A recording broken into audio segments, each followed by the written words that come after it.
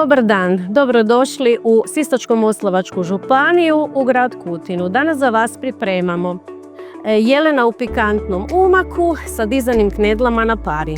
Za to nam je potrebno jelenov but narezan na šnicle, luk, mrkva, bijeli luk, feferonke, ajvar, rajčica pasirana, vino, ulje i začini.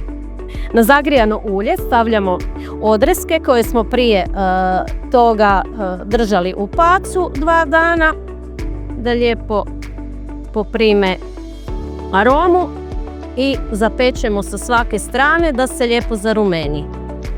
Meso se je zarumenilo, izvadit ćemo ga sa strane i dodati povrće da se pirija na istom ulju.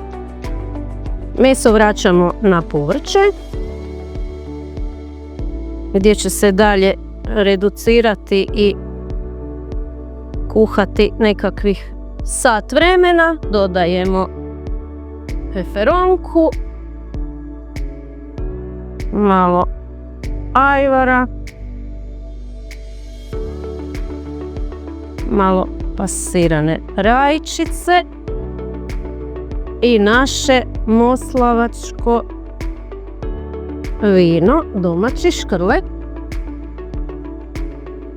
Podlijemo sa vodom i poklopimo da se krčka.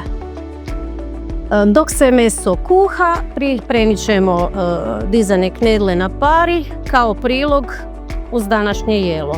Njima treba svega par minuta. Meso je gotovo, knedle su isto gotove i možemo servirati.